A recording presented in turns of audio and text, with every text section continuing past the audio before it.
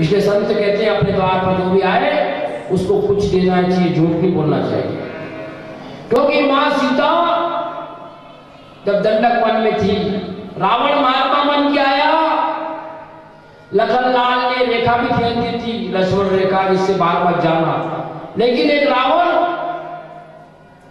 संत के वेश में आया था।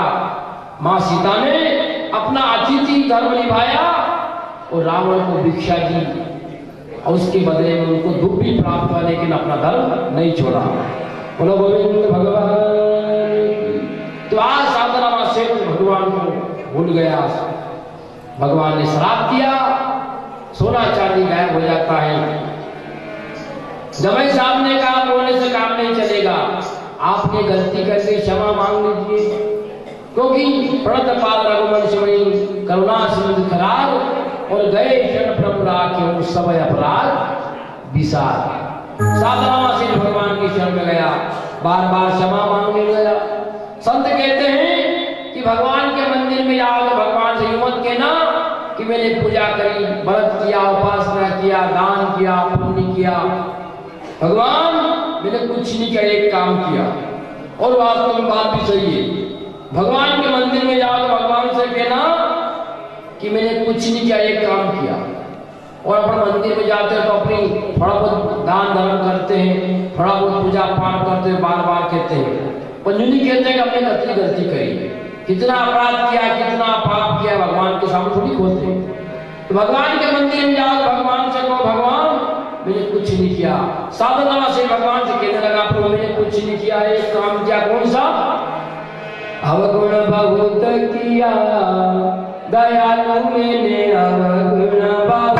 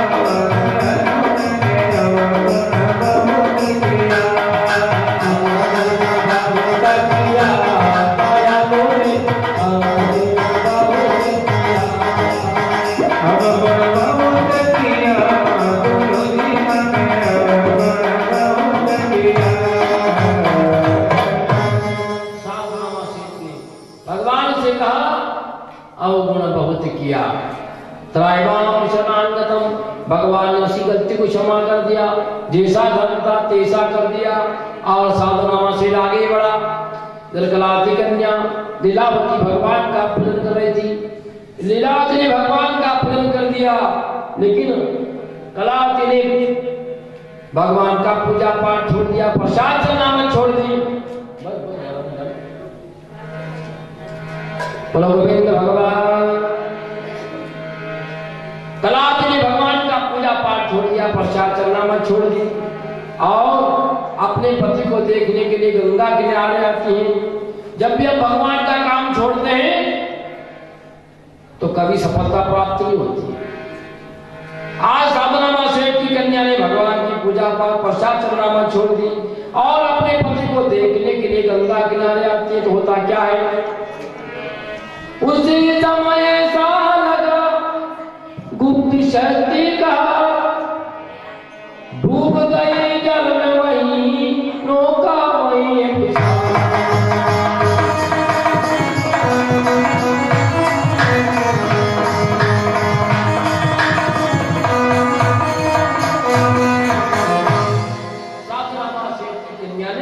भगवान की प्रसाद छोड़ी। होता क्या है? पति भी डूब जाता है, नाव भी जल डूब जाती है, सब लोग रोने लगते हैं। साधना सेठ ने भगवान से प्रार्थना करी, भगवान से कहा प्रभु मुझसे या मेरे परिवार वाले सेवा करो। भगवान ने आकाशवाणी करी, ही साधुरामा सेठ, तेरी कन्या ने मेरा प्रसाद छोड़ा, चलना मत छोड़ी, मेरा अपमान किया, इसलिए इसका पति जन्म डूब गया है। कलावती कन्या डर गई और भगवान से प्रार्थना करी, मेरी नैया पारी मझधार, प्रभु इस पार लगा दे।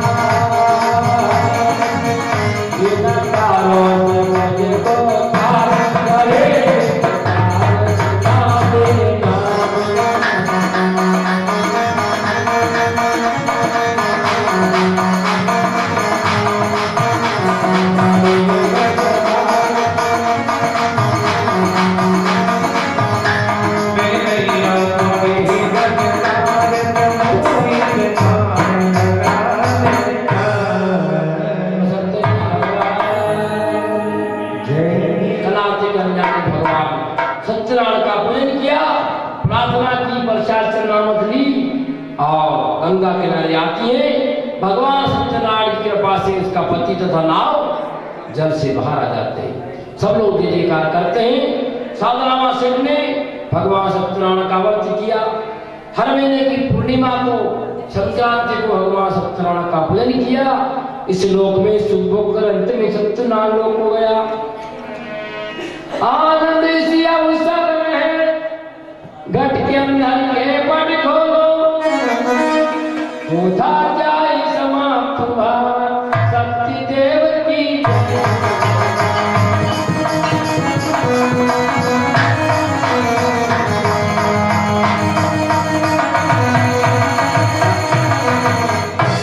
सत्यदेव भगवान साधुरामा सेठ ने हर महीने की पूर्णिमा को, संक्रांति को भगवान सत्यनारायण का पूजन किया। उसने नियम बना दिया, इसलिए सत्यनारायण भगवान का पूजन पूर्णिमा को ज्यादा होता है। तो कम से कम कथा लिखनी पड़े तो कम से कम पूर्णिमा के दिन भगवान सत्यनारायण की आरती बोल ले, पूजन कर ले, क्योंकि कलयुग में सत्यनारायण भगवान की महिमा अपरंपार है। उसने नियम बना लिया, अपन भी नियम बनावा। कई बार तो कथा बाबो सोमा जावा, 2-4 दिन तो नियम बनावा, फिर नियम तोड़ना। बोलो गोविंद भगवान। एक बार गुरु जी ने कथा करी, सब लोग सीखे भैया नियम ले लो। एक ने के साथ गुरुवार को व्रत का, किसी ने काम 11 को कर लेगा, किसी ने काम मंदिर में जाओ, सबने अपना अपना हिसाब से नियम ले लिया। एक दादा ने मना कर दिया, अपन से कहीं नहीं बढ़े, 3 टाइम खाओ ना, आप घर में लावा, ठंड घड़ी। बोलो गोविंद भगवान। गुरु जी ने कहा भैया नियम तो लेना पड़ेगा। क्या सोचो महाराज बाबू जो सच्चा वास सरल एकदम, कोई परेशानी नहीं, जब नामा भी नहीं पड़े, पूजा भी नहीं करनी पड़े, व्रत भी नहीं करना पड़े, पैसा भी खर्च नहीं हो। तो एक काम कर, तू तेरे घर के सामने कूट रहे कि हमारा घर के सामने प्रजापति कुमार, बस उनका सुबह पहले उठ के उनका मुख देख, फिर अपना काम कर। हाँ या तो सच जाएगा। आप तो गुरु जी की बात मानी और प्रजापति का प्रातः काल मुख देखे अपना काम करे, बढ़िया नियम थे 8 दिन। तो अब एक दिन प्रजापति 4 बजे उठ के गारा खोलने के लिए जंगल में चले गए। अब तो घर गया, उनकी घरवाले से पूछी कहाँ गया, कुमार बागे गया है, तो मारा में जरूर गारा खोलवा। कदे आएगा 4 बजे, बाप रे बाप भूखे ही मर जाऊंगा। तो गुरु जी ने नियम जीवन तोड़ेगा तो गलत बात है, नियम तो नहीं तोड़ा। भले मारा में जाकर कुमार बाग को दर्शन करा, जंगल में गया और उस दिन कुमार बाग के जंगल में गारा खोदने में एक सोने का गगरा मिला और इधर भाई साहब उसका मुख देखने के लिए गए। अनके लग रही थी भूख, तो थोड़ी दूर से कुमार साहब का मुंडा देख के बगलियो कि नियम पूरा तो चल रोटी खाऊंगा। अब कुमार ने विचार किया कि इन्हें अपना धन देख लियो, गांव में बोलते हो, उन्हें कहा भैया रुक जा के देख लियो। अब इन्हें सोची के मारो धन देख लियो, इन्हें कि मारो मुंडो देख लियो। भैया रुक जा, उसका हाथ पकड़ा और चल आधा 2 कलाक गांव में मत कीजिए, मोहल्ला मत कीजिए कि कहीं के धन। ओरे बाप रे बाप, गुरु जी ने नाम से नेम दियो तो मैं माला माल हो गयो। तुमको तो काल 4 बजे उठ के स्नान कर, मन पूजा पाठ करना। बोलो गोविंद भगवान की। आपके जीवन में नहीं होना चाहिए। आइए हमारे घर रहे आपको भगवान श्याम सुंदर का राधिका गोरी से खत्म होता है। भगवान सत्यनारायण का मंत्र है। हाँ हमारे आदरणीय पटेल साहब हीरालाल जी की स्मृति में, क्योंकि वो हर साल संगीत में भगवान सत्यनारायण की कथा करवाते थे। तो हमारे उनके सुपुत्र उन्होंने कहा कि भगवान सत्यनारायण की कथा धूमधाम से होना चाहिए, पाप नहीं काटना। बोलो गोविंद भगवान। आइए